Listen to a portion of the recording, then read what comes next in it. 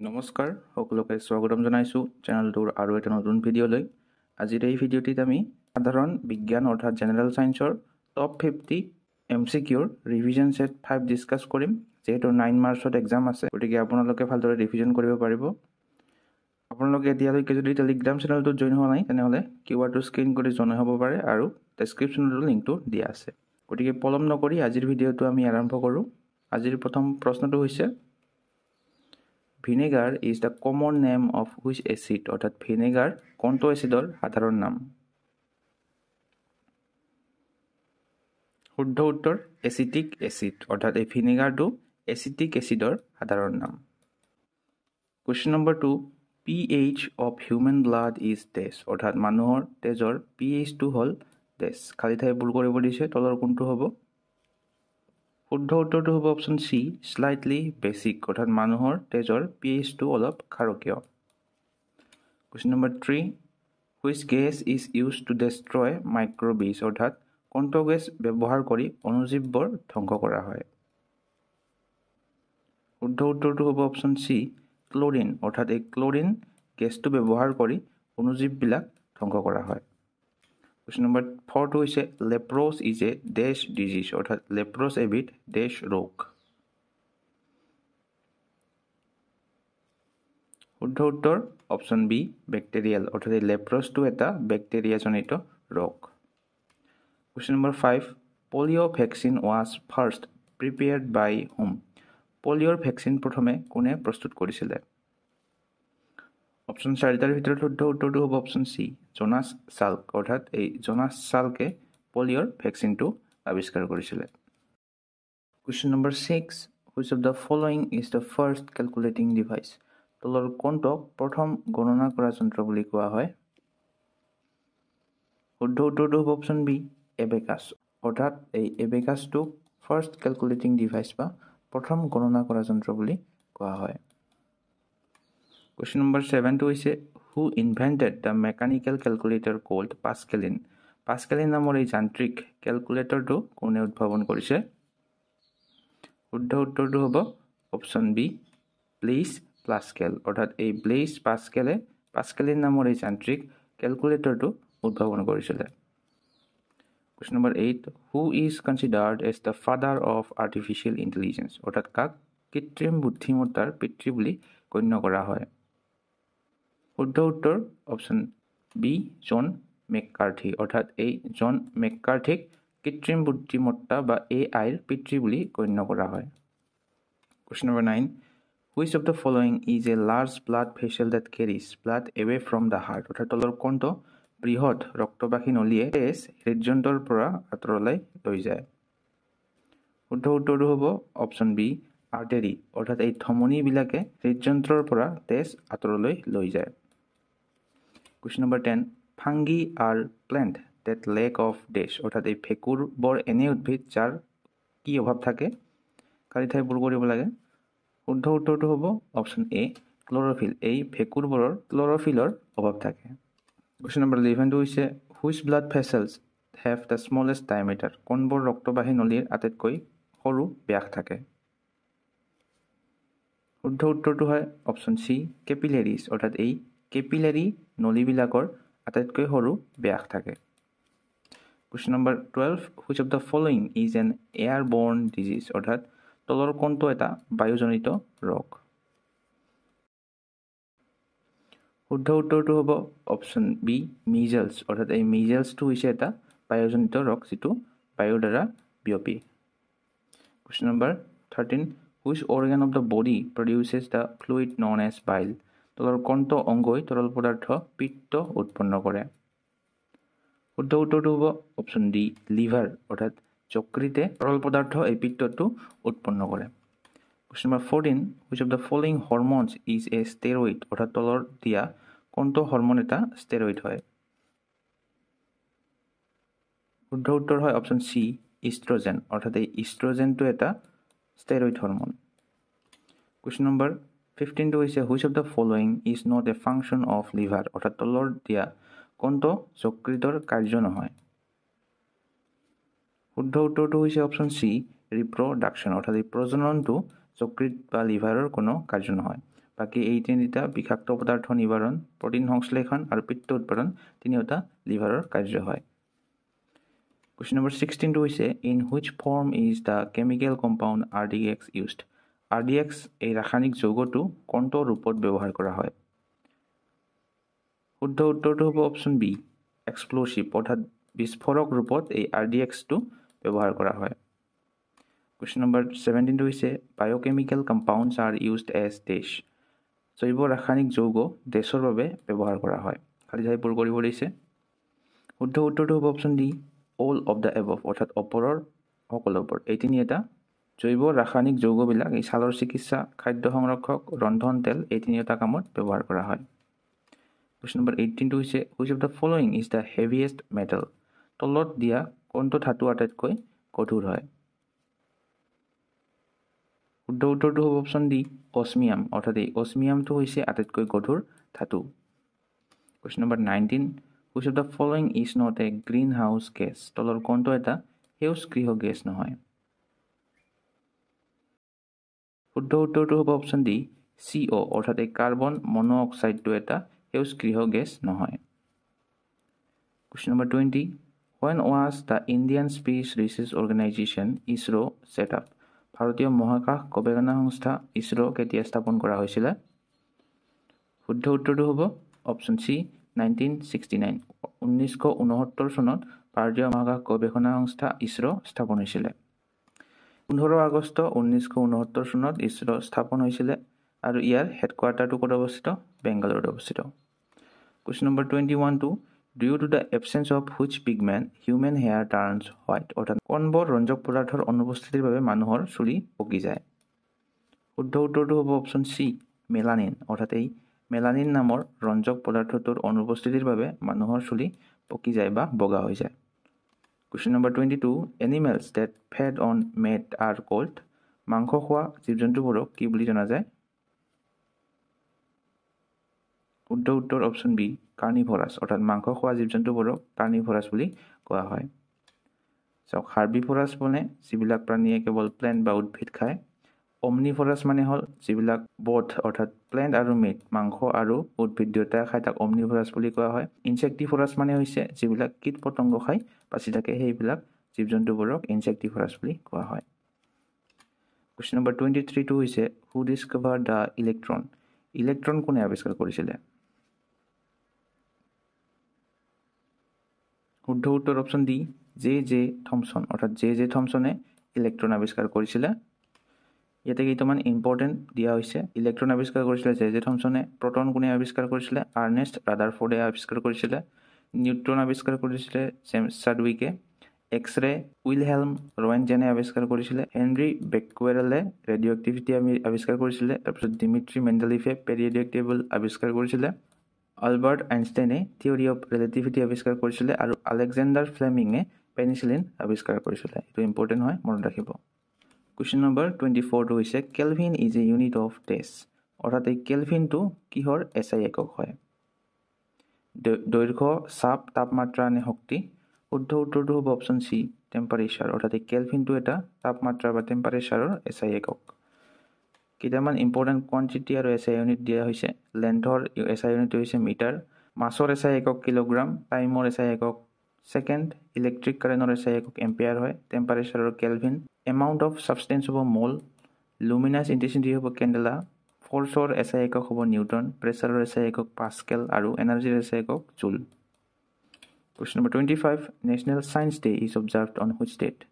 ৰাষ্ট্ৰীয় বিজ্ঞান দিৱস কোনটো দিনত পালন কৰা হয়? শুদ্ধ উত্তৰ অপশ্যন বি, 28 ফেব্ৰুৱাৰী অৰ্থাৎ ৰাষ্ট্ৰীয় বিজ্ঞান দিৱস 28 ফেব্ৰুৱাৰী তাৰিখে পালন কৰা হয়। যিহেতু এইটো ৰিচেণ্টলি 28 ফেব্ৰুৱাৰী তাৰিখে হৈ গ'ল, সেইবাবে এইটো প্ৰশ্ন ইম্পৰ্টেণ্ট হ'ব পাৰে, আপোনালোকে মনত ৰাখিব। Question number 26 হৈছে what is the largest organ of the human body? মানৱ শৰীৰৰ আটাইতকৈ ডাঙৰ অংগ কোনটো? শুদ্ধ উত্তৰ হ'ব অপশ্যন এ, স্কিন অৰ্থাৎ মানৱ শৰীৰৰ আটাইতকৈ ডাঙৰ অংগটো হৈছে ছাল। চাওক, স্কিনটো হৈছে আটাইতকৈ ডাঙৰ অংগ মানুহৰ, আৰু যদি ইণ্টাৰনেল অৰ্গেন বুলি কয়, আভ্যন্তৰীণ অংগ বুলি যদি কয়, তেতিয়া হ'ব লিভাৰ আটাইতকৈ ডাঙৰ। আৰু আটাইতকৈ দীঘল অংগটো হৈছে স্মল ইণ্টেষ্টাইন বা ক্ষুদ্ৰান্ত আমাক যদি হতে লাৰ্জেষ্ট বন ইন দ্য হিউমেন বডি বা মানৱ শৰীৰৰ আটাইতকৈ ডাঙৰ হাড় কোনডাল হ'ব, শুদ্ধ উত্তৰ হ'ব ফিমাৰ। আৰু আটাইতকৈ সৰু হয় ষ্টেপ। আৰু আমাক যদি হতে আটাইতকৈ সৰু গ্লেণ্ড বা আটাইতকৈ সৰু গ্ৰন্থি কোনটো হয়, এইটো হ'ব পিনাইল গ্লেণ্ড বা পিনাইল গ্ৰন্থি। Question number 27. What is the name of the device used to measure human blood pressure? মানুহৰ ৰক্তচাপ জোখা যন্ত্ৰটোৰ নাম কি? শুদ্ধ উত্তৰ অপশ্যন চি স্ফিগমোমেনোমিটাৰ। অৰ্থাৎ এই স্ফিগমোমেনোমিটাৰটো হৈছে মানুহৰ ৰক্তচাপ জোখা যন্ত্ৰ।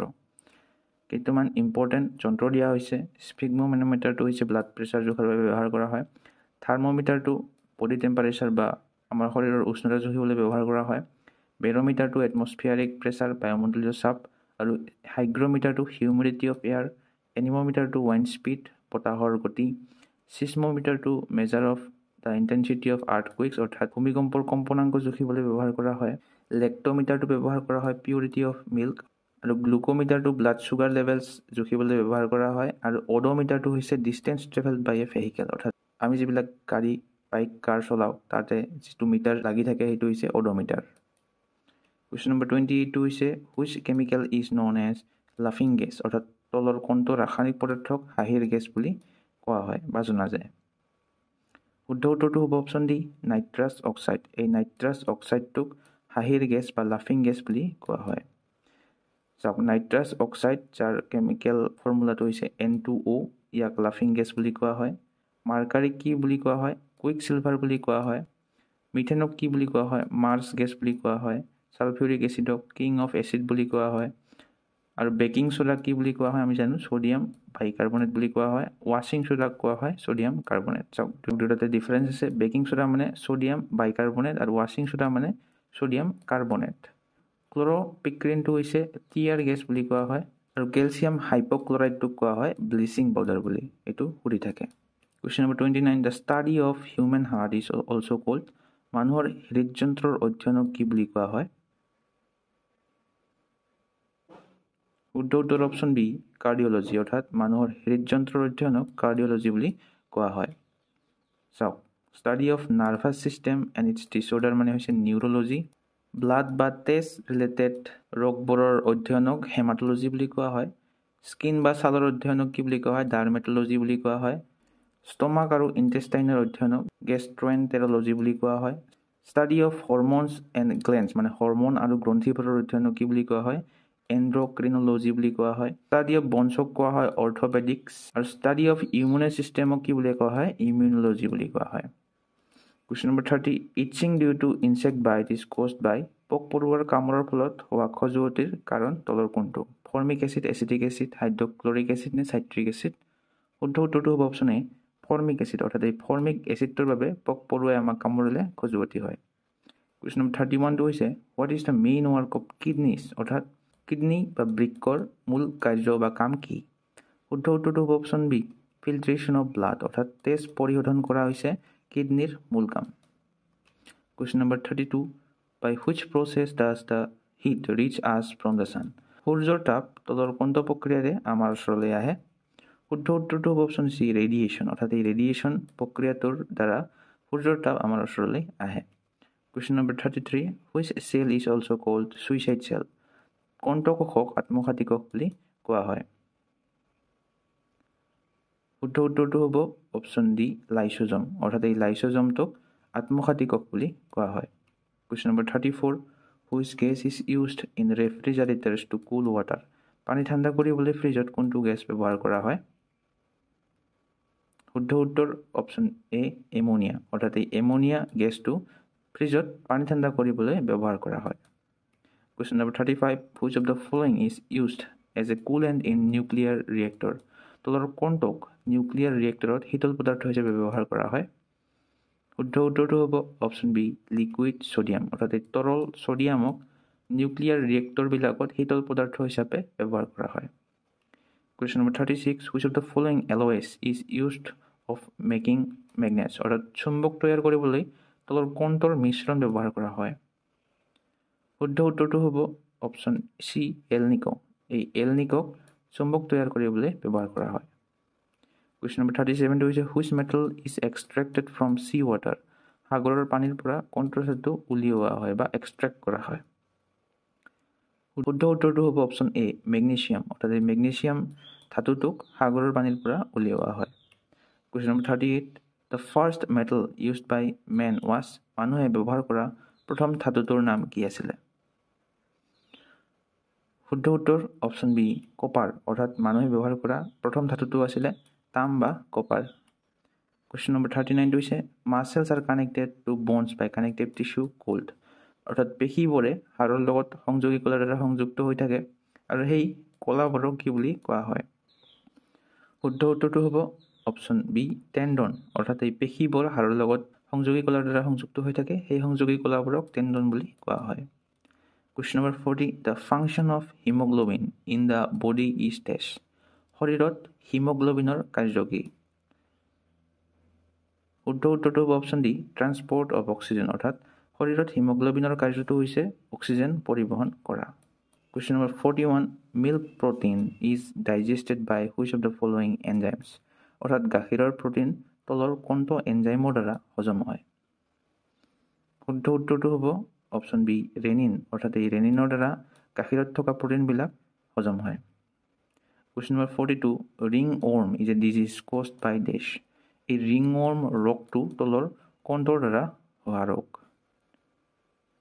শুদ্ধ উত্তৰটো হ'ব অপশ্যন এ ফাংগি অৰ্থাৎ এই ৰিং ৱৰ্ম ৰোগটো ভেঁকুৰৰ দ্বাৰা ৰোগ হয় কুৱেশ্যন নম্বৰ 43 হৈছে which organ of the body never rest শৰীৰৰ কোনটো অংগ কেতিয়াও জিৰণি নলয় শুদ্ধ উত্তৰটো হ'ব অপশ্যন চি হাৰ্ট অৰ্থাৎ আমাৰ হৃদয়টো কেতিয়াও জিৰণি নলয় question number 44 other name of platelets is a dash অৰ্থাৎ প্লেটলেটৰ আন এটা নাম কি শুদ্ধ উত্তৰটো হ'ব অপশ্যন চি থ্ৰম্ব'চাইট অৰ্থাৎ প্লেটলেটৰ আন এটা নাম হৈছে থ্ৰম্ব'চাইট কুৱেশ্যন নম্বৰ 45 হৈছে which chemical is used to produce artificial rain কৃত্ৰিম বৰষুণ উৎপন্ন কৰিবলৈ কোনটো ৰাসায়নিক পদাৰ্থ ব্যৱহাৰ কৰা হয় শুদ্ধ উত্তৰ অপশ্যন এ চিলভাৰ আয়ডাইডটো কৃত্ৰিম বৰষুণ উৎপন্ন কৰিবলৈ ব্যৱহাৰ কৰা হয় question number 46 what is the primary component of natural gases অৰ্থাৎ প্ৰাকৃতিক গেছসমূহৰ প্ৰাথমিক উপাদানটোক কি বুলি কোৱা হয় শুদ্ধ উত্তৰটো হ'ব অপশ্যন বি মিথেন অৰ্থাৎ এই মিথেনটোক প্ৰাকৃতিক গেছৰ প্ৰাথমিক উপাদান বুলি কোৱা হয় কুৱেশ্যন নম্বৰ 47 হৈছে silicosis is a disease related to which organ silicosis আমাৰ শৰীৰৰ কোনটো অংগৰ লগত জড়িত এটা ৰোগ হয় শুদ্ধ উত্তৰটো হ'ব অপশ্যন বি লাংছ হাওঁফাওৰ লগত জড়িত ৰোগ হয় এইটো চিলিকোচিছটো question number 48 which acid is present in a bee sting অৰ্থাৎ মৌমাখিৰ দংশনত কোনটো এচিড থাকে শুদ্ধ উত্তৰ অপশ্যন বি মিথানয়িক এচিড অৰ্থাৎ মৌমাখিৰ দংশনত এই মিথানয়িক এচিডটো থাকে question number 49 which gas is used in fire extinguisher অৰ্থাৎ এই অগ্নি নিৰ্বাপক যন্ত্ৰবিলাকত কোনটো গেছ ব্যৱহাৰ কৰা হয় শুদ্ধ উত্তৰটো হ'ব অপশ্যন বি কাৰ্বন ডাই অক্সাইড অগ্নি নিৰ্বাপক গেছসমূহত বা যন্ত্ৰত কাৰ্বন ডাই অক্সাইড গেছ ব্যৱহাৰ কৰা হয় কুৱেশ্যন নম্বৰ 52 হৈছে common cold is caused by which virus সাধাৰণ চৰ্দি কোনটো ভাইৰাছৰ দ্বাৰা হয়